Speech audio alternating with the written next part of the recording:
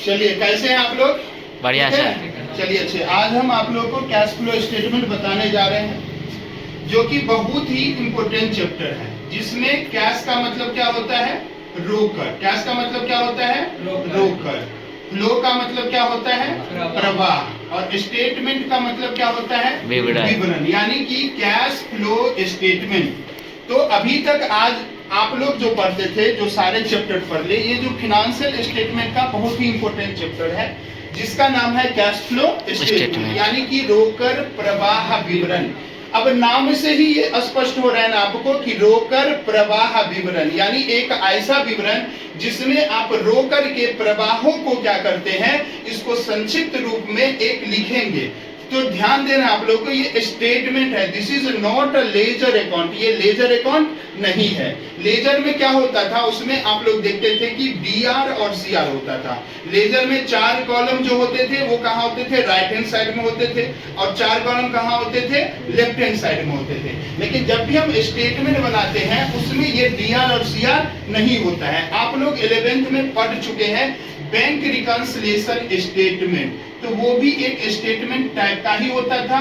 ठीक उसी हिसाब से यहाँ भी हम लोग करेंगे। इसमें भी हम लोग जैसे बीआरएस में हमें आंसर की नीड नहीं होती थी, यहाँ भी हमें आंसर की नीड नहीं होगी। हमें स्वयं ही पता चल जाएगा कि जो स्टेटमेंट है हमारा सही बना है या गलत बना है। कैसे? तो आप लोग याद करिए कि बीआरएस में बनाते थे cash balance as per passbook लेते थे और एज पर कैश बुक के हिसाब से लेते थे। अगर एक ऊपर में होता था तो उसको दूसरे के अकॉर्डिंग मिलाते थे। यहाँ भी आप लोग कुछ कुछ उस हिसाब से, यानी जो कैश की जो ओपनिंग बैलेंस रहेगी और जो क्लोजिंग बैलेंस रहेगी, ये पूरा जो फ्लो होगा, इससे अगर मैच हो जाएगा तो समझेंगे कि हमारा कैश फ्लो स्टेटमेंट सही बना है। अब ध्यान दीजिए, कैश फ्लो में कैश का फ्लो होगा तो आपको केवल कैश वाले ट्रांजैक्शंस को ही यहाँ पे ध्यान देना है, यानी क्रेडिट वाले को नहीं ध्यान देना है।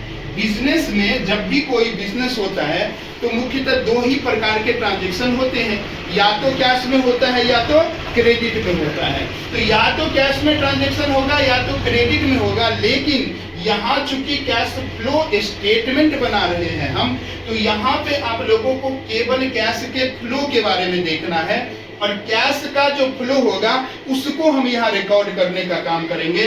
और ये जो कैश का फ्लो होता है, ये मुख्य रूप से आप लोग समझिए 2 प्रकार का होता है। एक आपका होता है इनफ्लो और एक होता है आपका आउटफ्लो। क्या होता है? एक इनफ्लो होता है और एक आउटफ्लो होता है। इनफ्लो का मतलब हम लोग अंतर्वाह बोलते हैं और आउटफ्लो का मतलब हम लोग बहिर्वाह बोलते हैं। मतलब आपको ध्यान दीजिए कि जब भी बिजनेस में कोई ट्रांजैक्शन होगा और कैश में ट्रांजैक्शन होगा, बिजनेस में कैश आएंगे तो निश्चित तौर पे क्या होगा? बिजनेस में इनफ्लो होगा। और बिजनेस से अगर कैश जाएंगे तो क्या होगा?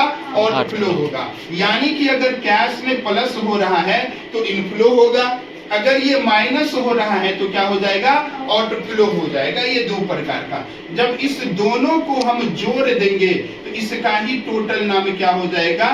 Net flow. क्या बोल देंगे उसे हम? नेट फ्लो बोल देंगे। ठीक है। अब इस कैश फ्लो को बिजनेस में रिकॉर्ड करने के लिए तो आप लोग को अच्छे से बता ही चुके थे पहले, फिर भी थोड़ा आज हम बता रहे हैं कि जो नेट फ्लो होता है, इसको पूरे कैश फ्लो स्टेटमेंट को बनाने के लिए हम लोगों को जो एक्टिविटीज होता है वो वहाँ ध्यान देना होता है। और ये एक्टिविटीज 3 प्रकार से जो है यहाँ हम लोग देखेंगे। कितने प्रकार से देखेंगे? 3 प्रकार से। और रटने की जरूरत नहीं पड़ेगी अगर आपने ध्यान से इस क्लास को देखा तो। पहला नंबर हमेशा आप लोग याद करिएगा, और ये सीरियल में ही लिखना होता है, इसलिए हम ऑपरेटिंग एक्टिविटीज को लेंगे। किसको लेंगे हम? ऑपरेटिंग एक्टिविटीज को। दूसरा नंबर हमेशा ही इन्वेस्टिंग एक्टिविटीज का आता है, इन्वेस्टिंग। और तीसरा नंबर जो है वो फाइनेंसिंग एक्टिविटीज का आता है, ये लेना होता है। अब ऑपरेटिंग एक्टिविटीज हमेशा याद करिए, ये बिजनेस में ऑपरेशन से रिलेटेड होते हैं। यहाँ डॉक्टर वाली ऑपरेशन की बात नहीं हो रही है, यहाँ बिजनेस ऑपरेशन की बात होती है। तो बिजनेस में ऑपरेशन से मतलब हुआ कि बिजनेस में जो प्रोडक्शन होता है उससे रिलेटेड कई सारे कार्य करते हैं। बिजनेस में आप फैक्ट्री लेवल पे आप रॉ मटेरियल को परचेज करते हो, वेजेस को पे करते हो, सैलरी को पे करते हो, रिसीव में रॉयल्टी आपको रिसीव होता है, कोई रेंट रिसीव हो जाता है, ऐसे कोई एक्स्ट्रा में इनकम कोई और हो जाता है। बिजनेस लेवल पे कोई गवर्नमेंट को आप ये सारे कार्य करने के लिए टैक्सेशन पे करते हो, कभी गवर्नमेंट आपको टैक्स रिफंड कर देती है।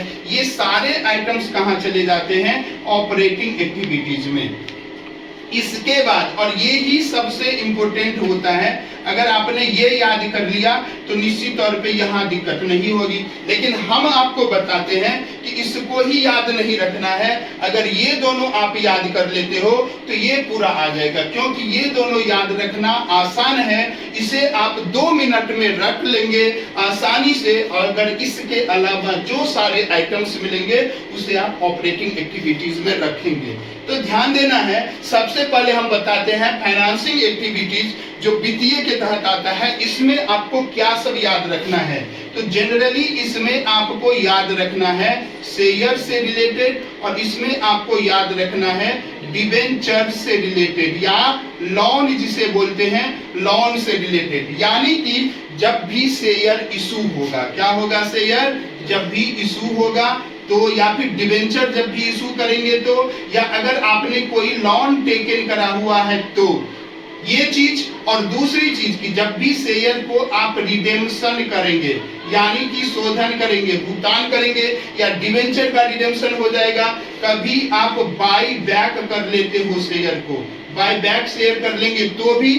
और जब ये सारे चीज शेयर के कारण, डिबेंचर के कारण, लोन के कारण आपको हो सकता है कि आपको इंटरेस्ट पे करना पड़े।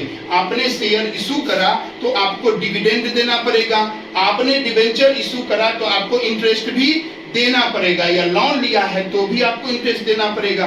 तो जब क्वेश्चन में लिखा रहे इंटरेस्ट पे शब्द लिखा रहे कि आप पेमेंट कर रहे हैं, या फिर जब भी क्वेश्चन में लिखा रहे कि डिविडेंड का पे किया जाएगा, तो निश्चित तौर पे उसे आप कहां पे शामिल करेंगे? फाइनेंसिंग एक्टिविटीज में शामिल करेंगे। ठीक है ना जी। लेकिन अगर क्वेश्चन में आता है यही चीज कि केवल आप लोग सीधा देखिए, ध्यान रखिए केवल कि शेयर और डिबेंचर, तो शेयर और डिबेंचर अगर इशू होंगे तो भी यहाँ पे आएंगे, रिडेम्पशन करेंगे तो भी यहाँ पे आएंगे, बाय बैक होगा तो भी, और इसी शेयर के कारण आपको इंटरेस्ट पेमेंट करना पड़ेगा, डिविडेंड का पे करना पड़ेगा, इसलिए जो है ये फाइनेंसिंग एक्टिविटीज में आएगा। इसके बाद इन्वेस्टिंग में आपको हमेशा 2 चीजों को याद में रखना है। एक तो याद रखना है आपको लॉन्ग टर्म का इन्वेस्टमेंट याद रखना है।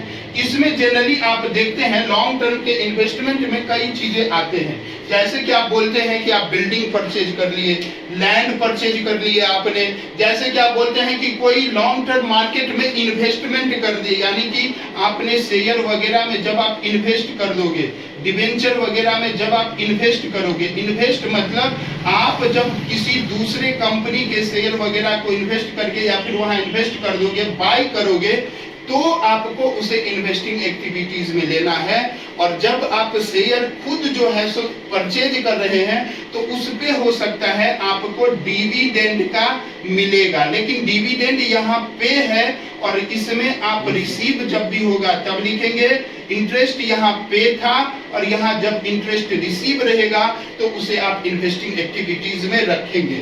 इस दोनों के अलावा जितने भी चीज आएंगे वो सारे आइटम्स जो हैं वो ऑपरेटिंग एक्टिविटी से रिलेटेड होते हैं, लेकिन फिर भी इसे हम एक अच्छे से परफॉर्मा के थ्रू बनाते हैं। इसको समझने के लिए कि रोकड़ प्रवाह विवरण को जो मेथड्स होते हैं बनाने के लिए, वो मुख्य रूप से आप लोग याद रखिए 2 प्रकार से होते हैं। एक तो होता है डायरेक्ट मेथड बोलते हैं और एक बोलते हैं इनडायरेक्ट मेथड, यानी कि एक प्रत्यक्ष वाला और एक अप्रत्यक्ष वाला बोलते हैं। अब इस दोनों में अंतर क्या होता है देखिए, जब भी डायरेक्ट मेथड होता है तो हम सेल से स्टार्ट करते हैं लिखना। जब भी डायरेक्ट मेथड आएगा तो हम सेल से लिखना स्टार्ट करेंगे और जब भी इनडायरेक्ट मेथड आएगा तो इसमें हम नेट प्रॉफिट जो दिया रहेगा, या आप सीधा नेट बोलिए नहीं, प्रॉफिट दिया रहता है बिफोर, जो है आपको ज्यादातर क्वेश्चन में देगा ही profit before tax and extraordinary item देगा, ये ज्यादातर देगा। अगर मान के चलिए कि ये क्वेश्चन में नहीं दिया है तो आपको इसे भी निकालने की जरूरत पड़ेगी। तो ऑपरेटिंग प्रॉफिट कभी कभी दे देता है, तो उसमें जनरली क्या होता है, कुछ